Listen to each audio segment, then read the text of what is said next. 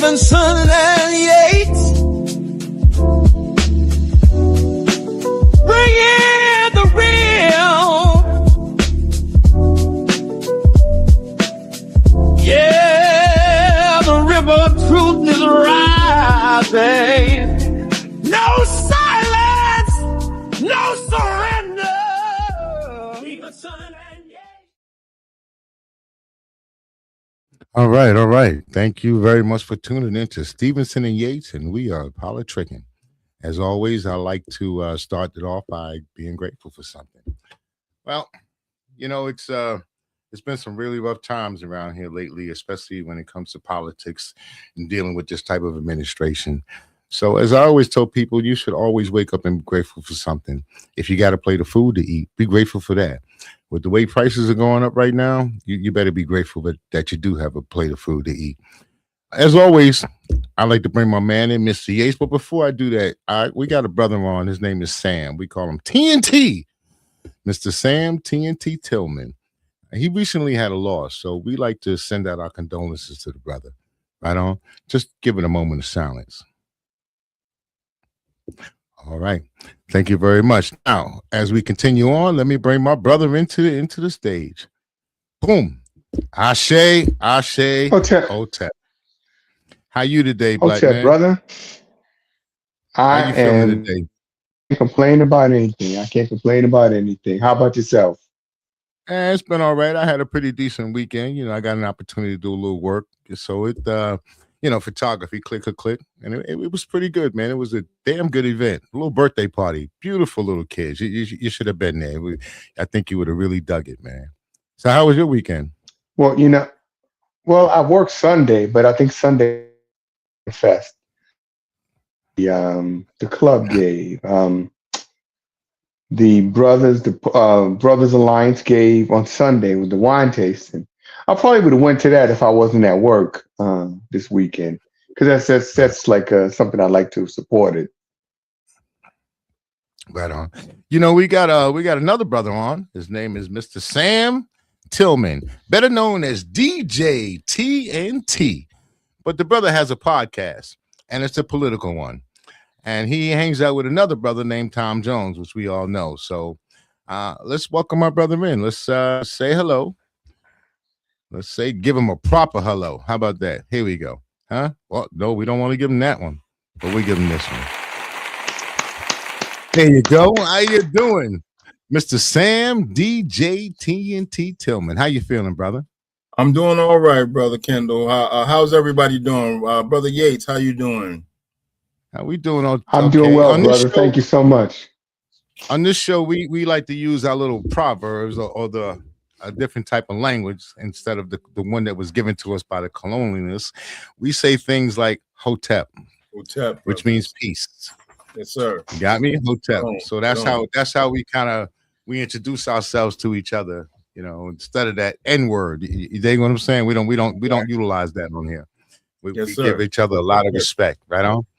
A lot of respect. Even when we disagree, we will agree to disagree and we'll keep it moving. Exactly. Right on. It's hard to disagree with that man over here. And you better have it all together, man. You come with this brother, man. You better have everything, every card, everything lined up and in a row, as they say. Have all your ducks in a row, and make sure your points are valid. Exactly. And make sure you've done your research, because facts matters. Facts matters on this show. Research all the time. All right. So I'm going to give you opportunity. Why don't you tell us what your podcast is about? So when, you get around time, people might want to tune in to check you out. I tune in to check you out on a regular basis. Yes, so sir. Other people, I'm sure, would like to do the same. So talk to us about your show, brother. Yes, sir. Our show is called Our Community and You with Tom Jones, who is our host. Tom Jones, if you are in the Poconos area, you may be familiar with him. He was the Monroe County president for the NAACP Monroe County. After his stint at NAACP Monroe County, he then created Monroe County United, which was basically put together to establish a relationship between the police and the community. So to kind of bridge that gap. And that is still currently going on. Tom is not in the Pennsylvania area anymore. He has moved, but the organization remains. So Monroe County United is still in the Poconos, still accessible to the people, and still do work to bridge the gap between the community and local and regional police. And we started our community in U back in 2019, and that was through the Uni-E network, formerly Uni-E TV and radio, and that is run by a few people, namely Brother Khalil Lundy of the Force MDs, also Alicia Rain Middleton, who has Praise.fm, nominated for, I can't even count how many Stellar Awards, but you have her, you have Khalil, you also have Brother Bird Presley. So those three entities combined to create the Uni-E network. And again, Tom and I have been on for together on our community and you for 7 years, every Monday on Facebook Live, and looking to expand. So be on the lookout for that as well. So with that, I will hand the floor back to you, brother. Well, I tell you like this, brother. Here on the PA Empower Network, especially on our particular show at Stevenson and Yates, we do Politricks. We're very glad to have you here, brother. Very glad to have you here. We're going to get into a little politics because that's what we do here. Over the weekend, we had a shooting, a so-called shooting. A young man. I don't know if you guys saw the video. Brother Yates, did you see that video of the cat that did the shooting? That brother was fast, man. I'm telling you, when I first saw it, my wife, we were sitting there, we were watching it, right? And you see all you see is a blur. I said, yo, that was how could he possibly get through security like that, man? To get that far into the building. Carrying firearms. That's interesting. That's what happened here in Butler, Pennsylvania. This young man got through an outer ring of security, then an inner ring of security with a long gun, managed to climb up onto a building where the police were actually in the building, was unseen climbing up a building with the long gun, got up there, and under the ever watchful eye of the police and Secret Service, was able to set up his rifle and take aim at a major candidate for the presidency of the United States. And what I find interesting in so many of these cases is that everybody now seems to write out a manifesto detailing what they were planning on doing and in some instances, how they were going to carry out the act. Now, you tell me, what person is going to sit there and what brother's going to write out a manifesto saying, I'm just going to go kill the president and just leave it for somebody to find? What brother does kind of iffy? Doesn't this seem kind of iffy? Sounds like we're running into that politrick, right along that little politricks type of deal. So what do you think took place? You think that they're leaving this? You think the authorities are making this up and writing out this manifesto and leaving it there? I don't know. It just seems very strange that a person would write out basically a confession to their crime. Now, if you go back to the incident here in Pennsylvania, in Butler, you never hear anything about that incident. Nobody talks about that. There might be some reference to, this is another assassination attempt on the president, but nobody gets into detail of what happened. And, the same can be said of the case in the death of Charlie Kirk. The guy who allegedly did the shooting was seen on camera walking to the venue, he's wearing a particular set of clothes. Well, somehow he went up wearing one set of clothes, came down, changed clothes, and went up again wearing a different set of clothes, right? And I think he too left a manifesto. Again, basically writing out a signed confession as to what you're about to carry out. It doesn't make sense. And you have to keep in mind that Trump right now needs a win, right? Nothing has been going well for him in the past several months, right?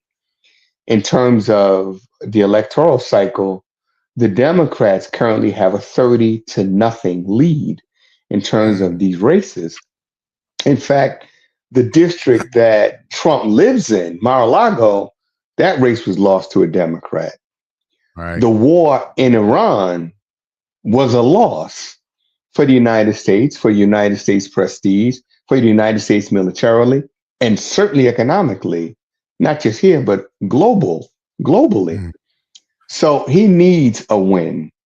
So if this will distract people for a period of time, who are not going to focus on high gas prices, high food prices, who are not going to focus on the faltering economy, but shift their attention to this alleged attempt on his life, So you it think may it be was a staged? reprieve.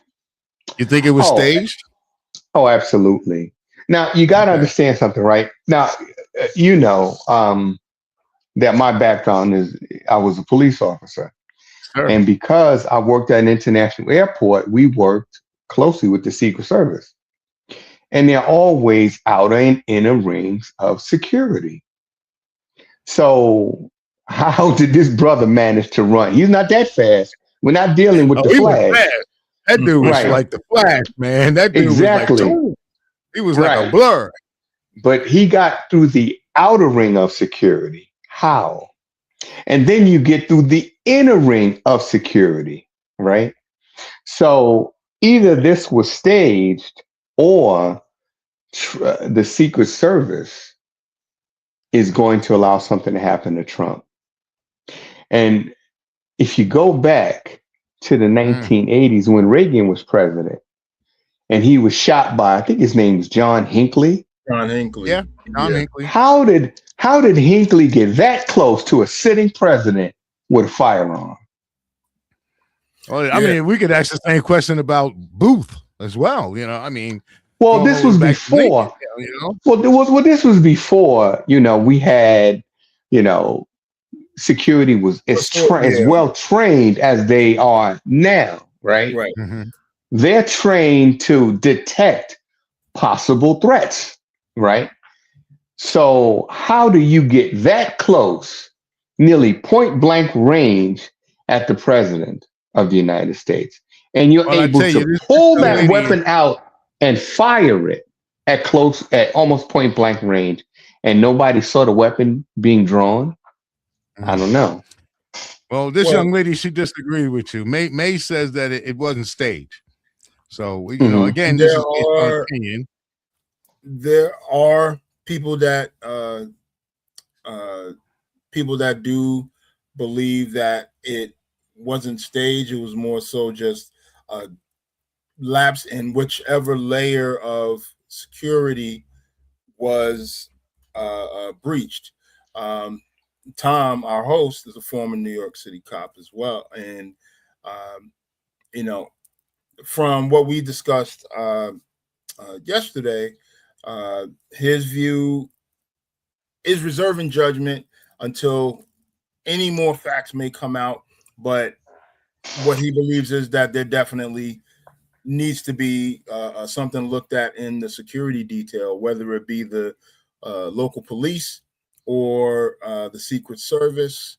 From what I noticed, when everything went down, the shielded officers that kind of stormed the area once they got the president down and the vice president out of the way, they had the police insignias on their uniforms while Secret Service was bringing the president out. What I found interesting, though, in that footage was the fact that the vice president, they had him practically standing up straight and tall, like almost as if to say, smile for the telescope. And did you notice they grabbed him first? They got him before they got the president. Right. They gripped him up, and I guess to me it was a little comical, but this to see once they did grab the president, I'm not sure if they, got him down or if it was just kind of a trip and fall with everyone bringing him down. Right. Just from the look of it, it may have possibly been where they were just trying to get him down under an area where he wasn't visible above the table. And meanwhile, the ladies that were at that long table, you could see them crawling out just ahead of him. But what I just want to say something to May right quick. I'm sorry, sir. May, I just a lot of this what we're putting out again is our opinion. We have to say what we think is going on. That basically, again, we don't truly have facts because we weren't there, and we're not the ones that are in charge of the investigation. But we can just tell you what, from our point of view, what we think it looks like. Okay, May. Thank you for tuning in. Appreciate it. And got one more for you. You ready? Boom. Hey, that was for you, Mr. Sam. There's your guy, Mr. Tom Jones. How we doing, brother? And like I said, they at some point, whether it's after his presidency is done, things will probably be more combed through with a probably even finer tooth comb once we get some actual capable people in the different levels of government and power in there. But obviously, these are more attempts than have probably been recorded on any president. All right, that's what I was going to ask. Mr. Yates, Mr. Yates would know that. Is he had the most attempts on his life than any other president? At this point, I haven't seen any real, what I would categorize as attempts on Trump's life. Because what happened in Butler, Pennsylvania, again, it's just too many coincidences that he was able to go through the outer and the inner ring of security, climb up on the roof, and nobody saw him. That just doesn't make sense to me. And there's a protocol that the Secret Service follows. When there's a threat to the president, you always remove the president immediately because you do not know if there are other threats that are present. So if you go back to Butler, Pennsylvania, after Trump allegedly was shot, now again, there's a high-powered rifle, AR-15 style rifle. Now, Kendall, both you and I were in the military. You hit somebody with an assault rifle, a round from an AR-15 or AR-15 style weapon. If I'm not mistaken, I've been out of the Army a long time, but I think this round travels at 1,100 feet per second. If that hits you in your ear, it's taking your ear clean off. You're not going to have a Band-Aid on it the next day. That's number one. Number two. And that round breaks up. Once it hits the target, it breaks up. People don't understand that. It gets like a bomb. It boom. Once it hits the target. So this is not a round from a high velocity, it's not a high power projectile, high velocity projectile. Then you got to figure, once Trump stood up, he stood there saying, fight, fight, fight. Clearly in the line of fire, you never exposed the president to a possible second attempt. You immediately get the president off the scene. So there were violations of protocol, breaches of security, and now we have the same thing in Washington, D.C. It just doesn't make sense to me that after the first breaches of security or mistakes by the Secret Service, they're making the same mistakes a year or so later. You mean there was no oversight, no discussion, no changes in their security protocols or planning? It just does not make sense. So I Sam, haven't seen, what I would categorize as a real attempt on the president's life. Sam, what do you think our security is just incompetent? Is that what you think it is, or you think it's staged? What do you think? To a degree, I think it's both, because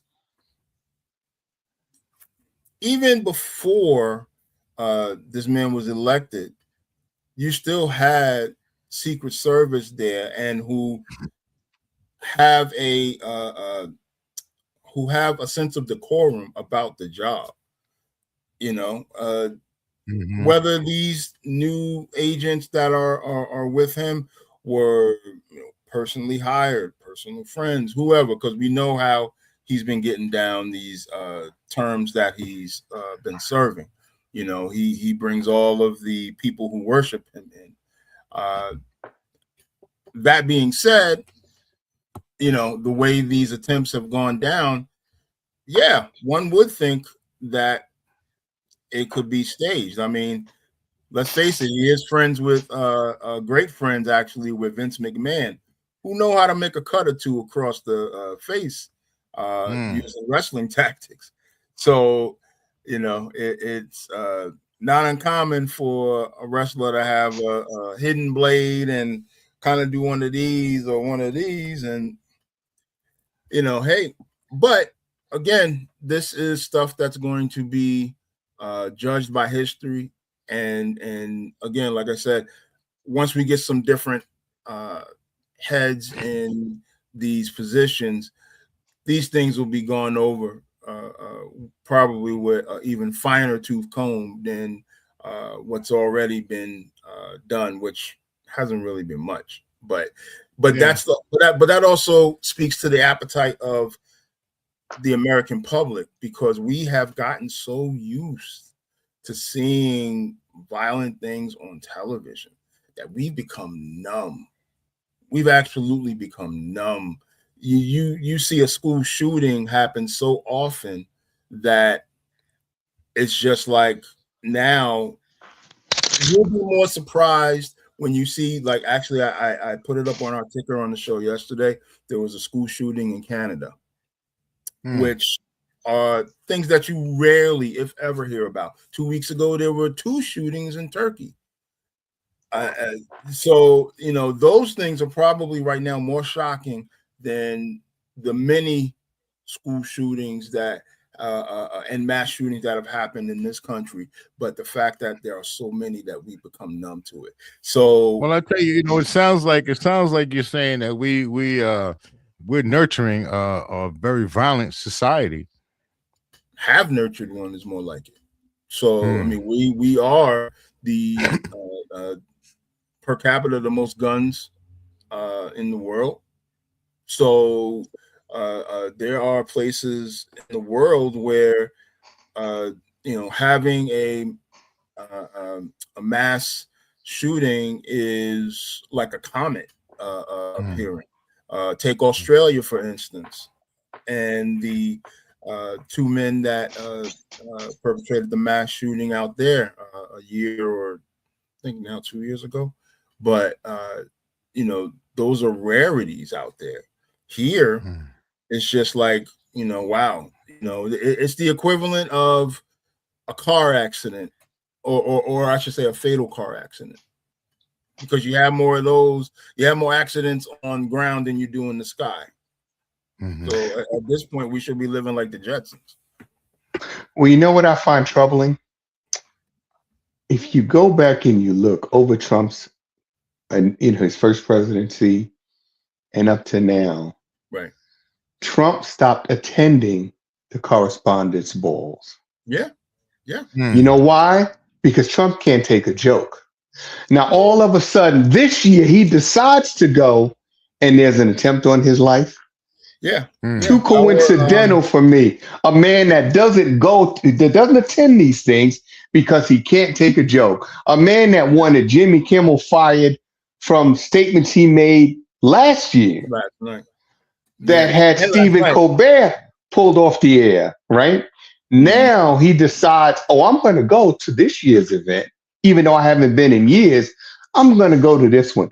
And the guy just happens to know that Trump is going to be there, so much so that he writes out a manifesto stating what he's going to do and how he's going to do it. How do you know Trump was going to be there when Trump doesn't go to these things? Yeah, yeah. And what I I'm sorry, brother. Yeah, just to so we don't continue on the same topic over and over again, because we only got an hour.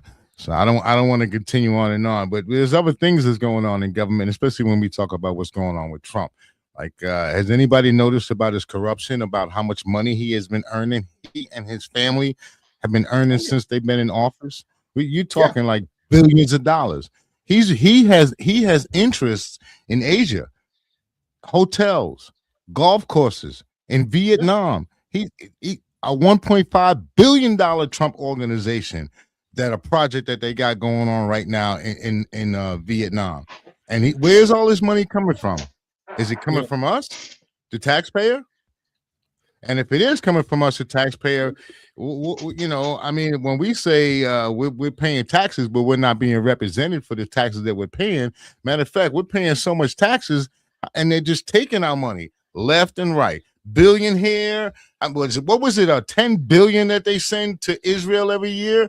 That's our tax money. How much money are they spending on this war? And then how much money? Because war, you do make money, especially if you're, Eric Trump, who decides to buy all these drones. That they're using out there. So war makes a lot of money for certain people. But the rest of us, we go out there and die. We're living in a corrupt, right? We're living under a corrupt administration, and it's I don't know how we're going to be able to take it. What you think about that, brother Yates? Well, we live in probably the most violent society ever. I mean, Dr. King said that back in the 60s.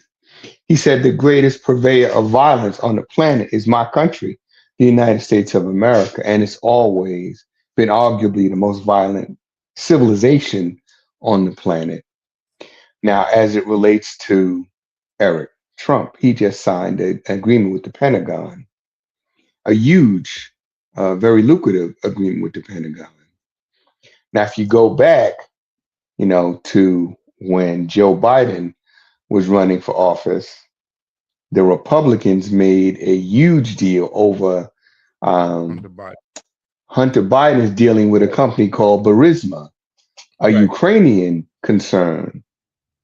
Well, now you have the president's son signing contracts with the Pentagon that the father is over, right? It was Donald Trump that appointed Pete Pass Me a Drink Hegseth and put him in charge of the Pentagon. And now his son is signing these lucrative deals with the Pentagon. They also have lucrative deals in Bitcoin and other concerns. Now, here's the thing that I think we're not really paying close enough attention to. When Donald Trump was elected this time, 2025, he went and got Elon Musk and created something called Doge. The idea was to cut wasteful spending. Well, people lost their jobs. They were fired. Things like aid was cut, foreign aid, food aid, and other subsidies that didn't cost. The cost was negligible to the U.S. government. But what happened to the money? Mm-hmm. Where did that money go? Did it go back into the U.S. Treasury? I don't think so. That money has disappeared, just as the money that Kristi Noem just callously threw away with her advertising campaigns and all the other expenditures she was making that she was never held accountable for. Yeah. So what Trump did was they gave her a new job. Didn't they get a new job? I think she's in charge of executive paperclip counting. But in terms of Trump, right? Trump got rid of all of the regulators and regulatory agencies that were watchdogs that monitored spending, right? That would monitor where the money was going. They would follow the money trail. Trump got rid of them. Yeah. So when America decides to revolt against Trump, and it will happen, then we will know how serious the damage is. We don't know yet until we get a look at the books and find out that trillions of dollars have simply disappeared. Yeah, and think All right. about. And on that note, gentlemen, on that note, we got to pay the bills. We got to pay the bills. So we're going to take a quick little break for about 30 seconds, and we'll be right back. On the other side, though, I'd like to ask you guys about Fetterman, and what do you think about Fetterman? All right, be right back, guys.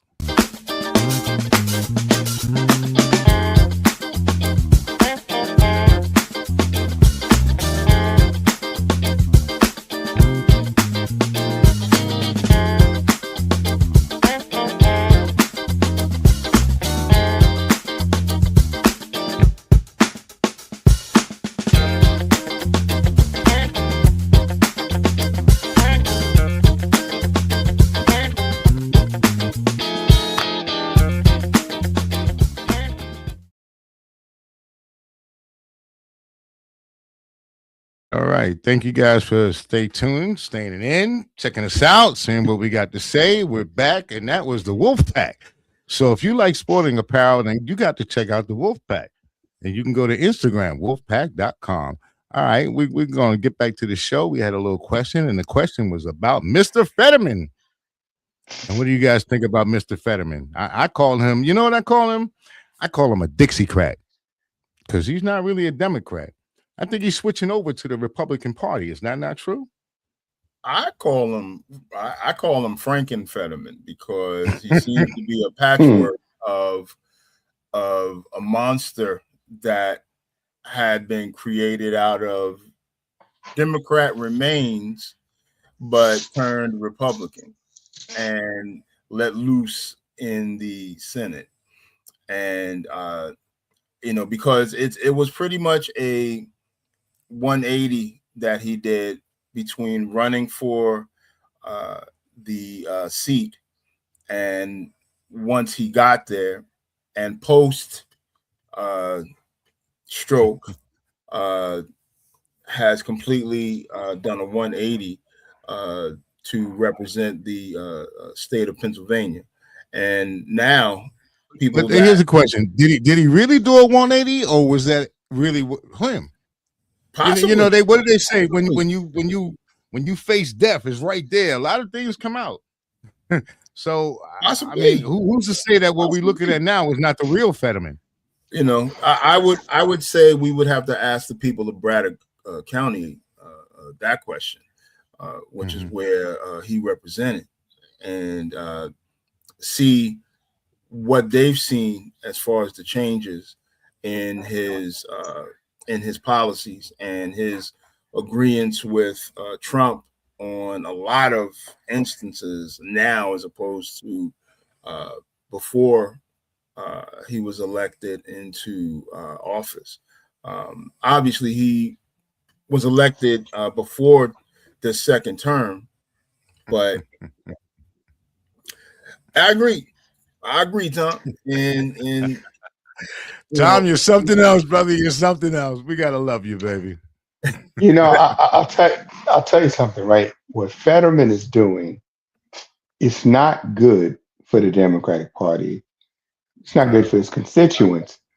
But is it a smart move politically? That's the question. So I think what Fetterman is trying to do, he's trying to skirt the line, right? He doesn't want to alienate Trump, because Trump, has thrown his support behind some Democrats. You remember in New York, Mandami? First, Trump said, if Mandami is elected, I'm going to cut funding for New York State, New York City. Then all of a sudden, when Mandami was elected, all of a sudden, he and Trump have this love affair, right? There's a bromance going on. So I think that for Fetterman, it's a smart political move not to alienate Trump and Trump's voters. I think Pennsylvania, which was blue for Biden, shifted again under Trump. So Pennsylvania may now be in a purple state, right? And I think that Fetterman is looking at that, and he realizes that I'm going to need more than just the backing of Democrats. I'm going to I need tell you, independents. I'm going to need some I Republicans can tell to you hold this, my brother. seat. Right. This is what I'm gonna tell you, though, brother. You feel the way that you feel. You are who you are. In other words, what do we see at the end of the show?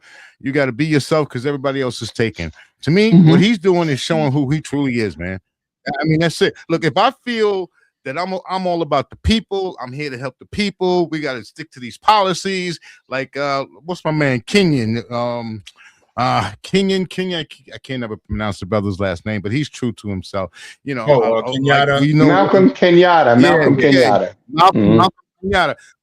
People that are true to themselves. And this guy is not true. He's all about himself. If he's worried about his politics as to where he's going to be placed at in the future, then he's not thinking about you or I. He's not thinking about the money that we need here. He's not thinking about the educational problems that we got here. He's not thinking about the housing problems that we got here. We got a lot of issues that's going on right here in Pennsylvania. And honestly, what he just said to me is he don't give a damn. You know what? When a politician gets elected on day one, they celebrate their election. On day two, they start planning for their reelection. And for Fetterman and all of these other politicians, you know, they say that the road to hell is paved with good intentions, right?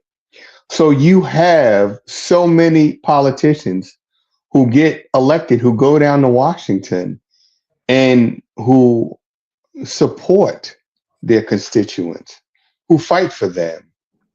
Let's go back to the last election, the last congressional election.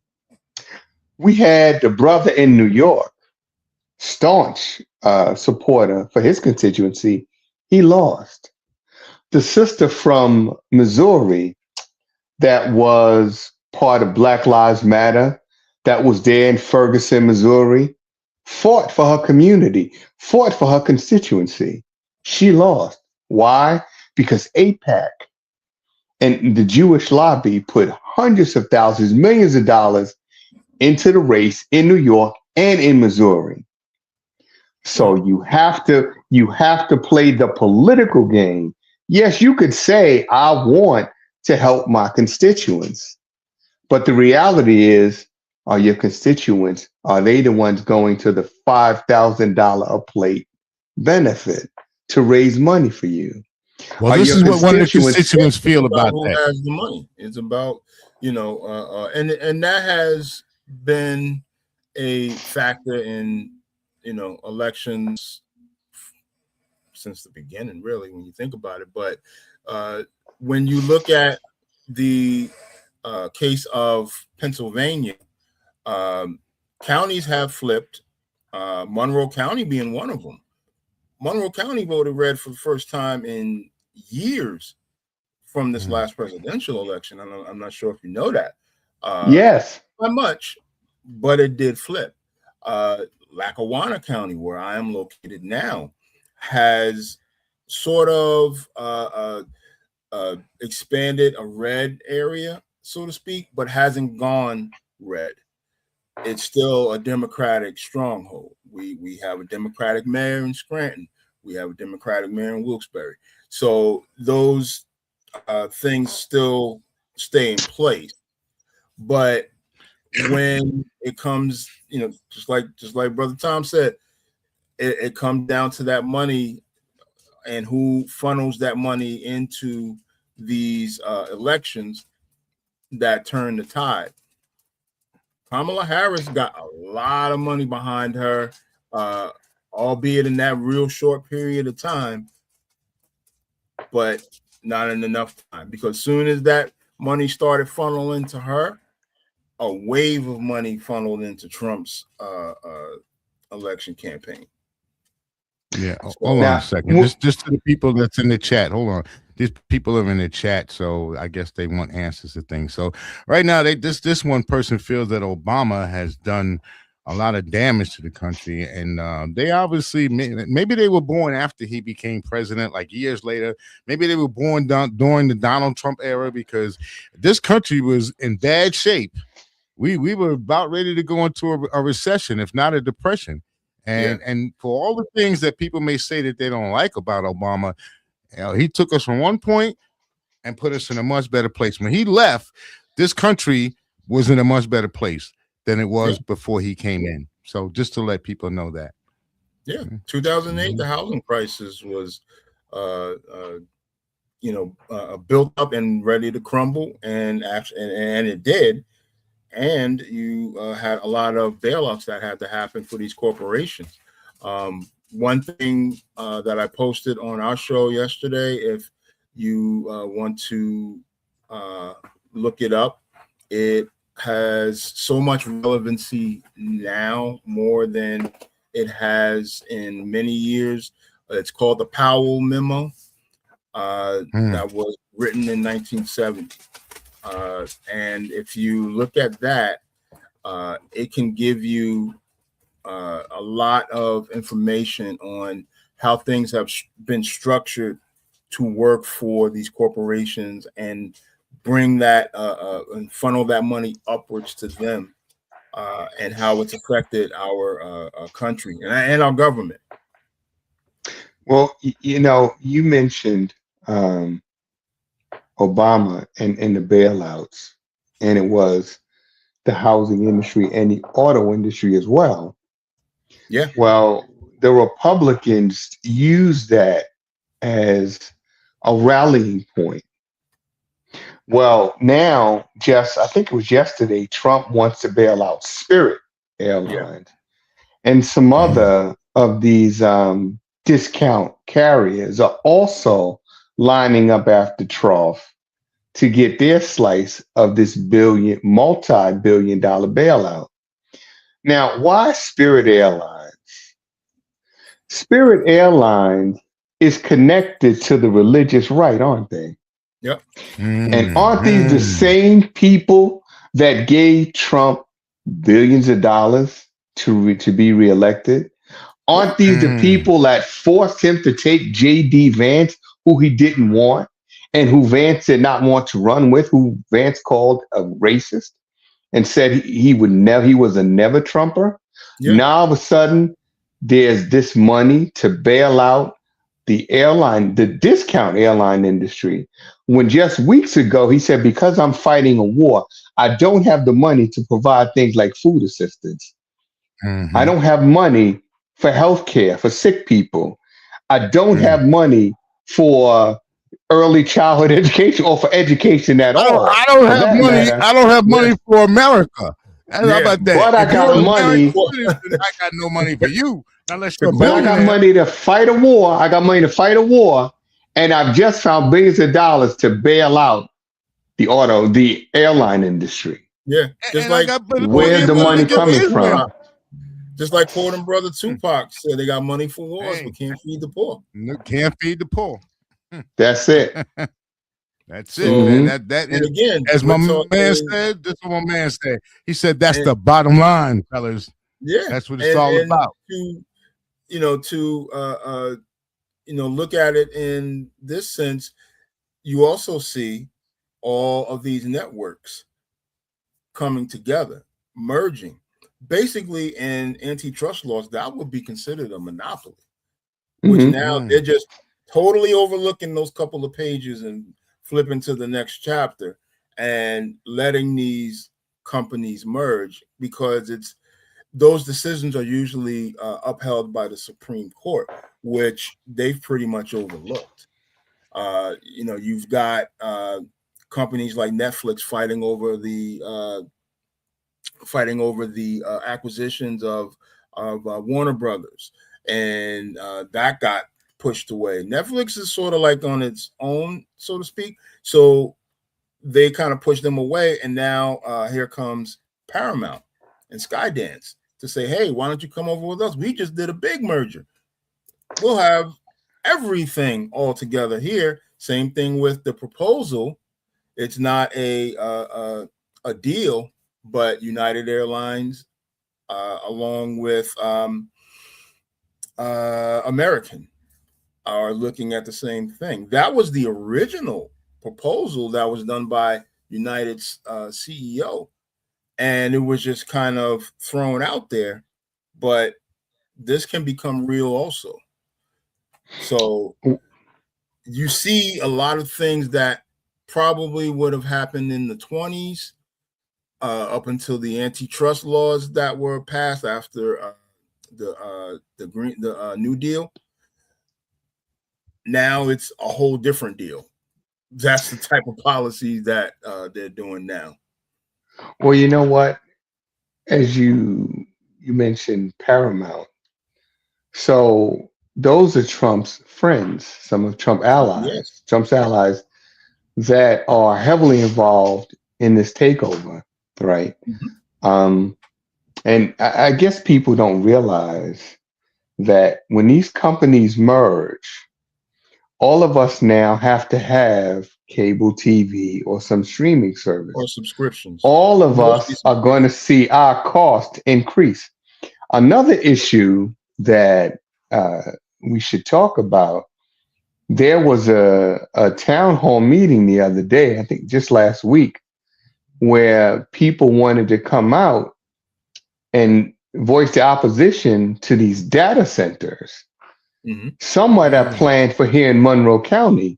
These data centers use enormous amounts of electricity. That's why, if you've noticed, your electricity rates have gone up sharply.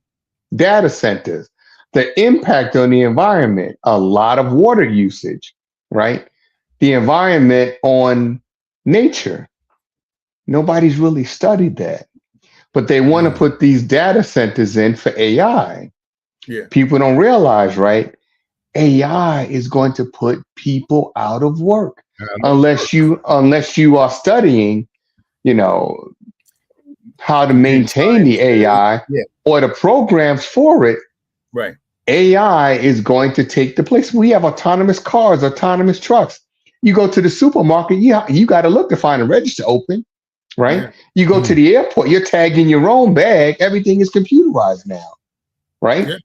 I just saw yesterday, there's a taxi, a sky taxi you could take in New York that'll fly you from Midtown to one of the major airports. I think it's Kennedy, autonomously.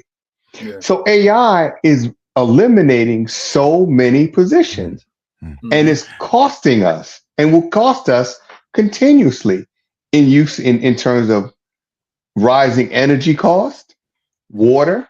It's going to cost us into the foreseeable future. Now, let me ask you if you've noticed this. You know what I can say to that, Sam. Let me just say something before we leave that area. Let me just say something. I tell you, my mother used to tell me a little thing. She says, either you build it or you can fix it. So if you can do either or, you'll always be able to keep a job. And this is why I stress education the way that I do. Yeah, I know education is costing a little bit more money, but that money, that raise, that's just a deterrent to keep us out. And all that nonsense about education or college may not be for everybody. That's another trick bag to keep us out of school. Like back in slavery when they didn't want us to read and write. Of course, they don't want us to be educated. When we become educated, we become dangerous to them. Yeah. So that's all I want to say to that. If I may add to what Brother Yates was discussing, the one thing, if you've noticed, Monroe County is on the target area. So is areas in Lackawanna County for these proposed data centers. If you look further into the south, some of those places are already up, but where are they?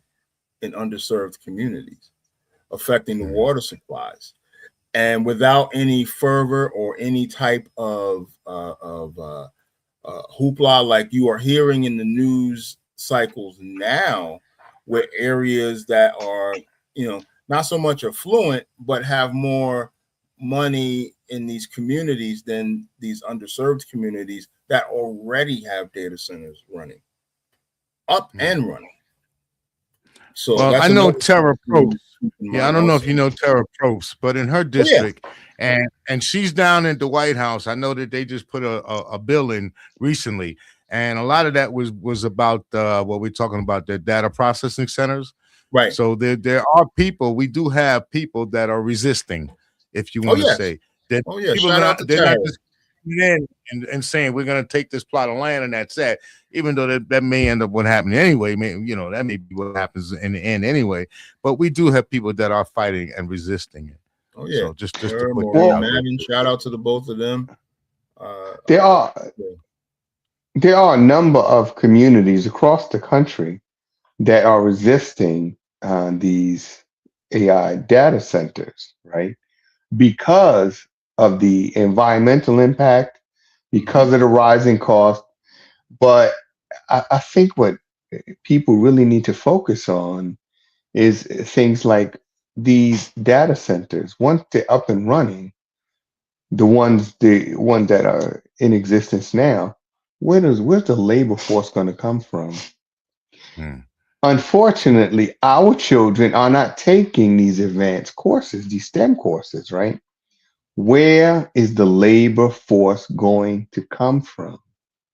Yeah. You have to you have to be cognizant of the fact that in terms of AI, in terms of computer technology, right now, India's taking the lead on that.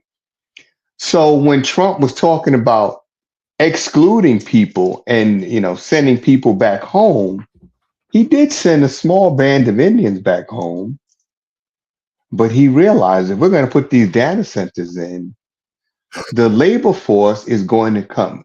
A lot of it is going to come from India and places like that. Yeah. Our neighbor to the North, Canada, said, hey, listen, if you don't want them, send them here, because we recognize the fact that we need them. Because we're not producing people that are going to be equipped and have the knowledge and the skills and the experience to work in these data centers. So it's going to cost. I thought he ran a net loss in terms of jobs. Right. I thought he ran on the fact that he loves stupid people, or what is it, the poorly educated. Right? Yes, Didn't he say that? He did. Love the poorly educated. Then he turned around in another statement when they asked him about the education system here and the people that we have here. What did he say? We don't have enough educated people here to do what we need to be done. But and that's my point. To get rid of the education department. That's my point. He said it. He said the quiet part out loud. In that interview, she said, we have highly skilled people here. And he said, no, you don't. And he was right. We do not have enough people in this country that have enough experience with AI and the emerging technologies, right? So he knew that he's going to have to get the workforce from abroad, right? He was right in that respect. The problem is the job market is going to be geared in that direction. We're getting away from, you're always going to need plumbers. You're always going to need, nurses, doctors. But doctors, those other jobs that we relied on right now in job growth. Well, but those other jobs that we relied on, right? Mm-hmm. You could always get a job in a supermarket, but now the supermarkets have gone automated, right? Yeah. The airports, automated, trains, buses now heading toward autonomous operation. So those are jobs that are going to be taken away from American workers, right? And we have so many millions of children graduating high school, colleges, and universities.